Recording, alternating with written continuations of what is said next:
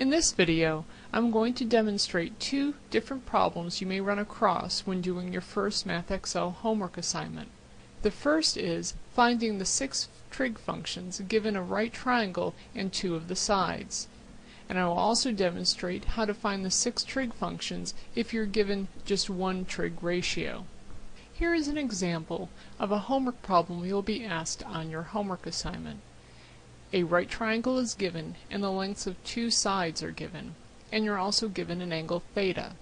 The first question asks for you to find sine of this angle theta. Theta is equal to opposite over hypotenuse. And although we have the opposite side of 40, we do not have the hypotenuse, and we need to find that. We'll do that using the Pythagorean Theorem. Using the Pythagorean Theorem, we know that a squared plus b squared is c squared, that is the length of the legs squared, added together, equals the length of the hypotenuse squared. So using the numbers 9 and 40 for the legs, we will write 9 squared plus 40 squared equals c squared, or 81 plus 1600 equals c squared, resulting in the length of the hypotenuse being 41. Let's go back to our problem.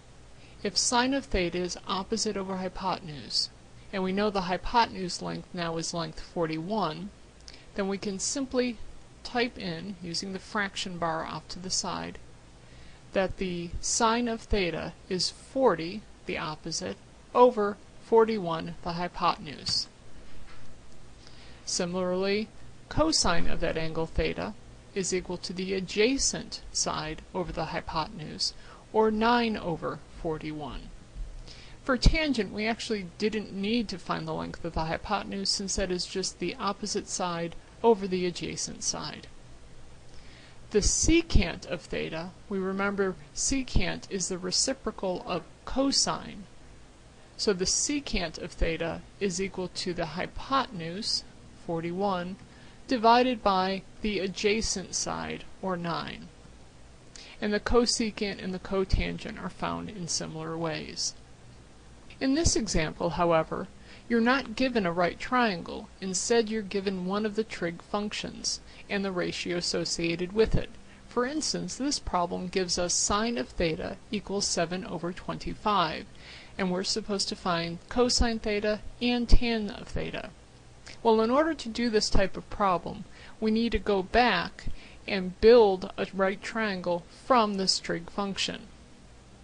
Well, if we know that sine of theta is 7 over 25, and we recall that the sine of an angle is equal to the opposite side over the hypotenuse, then we can see that the length of one of the legs, the leg opposite our angle theta, is 7, and the hypotenuse is length 25.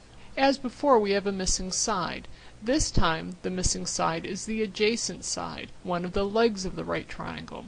We will still use Pythagorean's theorem, using now a squared plus 7 squared is equal to 25 squared, because we know the lengths of one of the legs and the hypotenuse, and doing the math, we find that the length of that last leg, the adjacent side, is equal to 24. Going back to our original problem then, if sine of theta is 7 over 25, and we found that remaining leg, the adjacent leg, to be 24, then we can go ahead and solve the rest of our trig functions. Cosine of theta is the adjacent side over the hypotenuse, or 24 over 25. And the tangent is equal to the opposite side, 7, over the adjacent side, 24.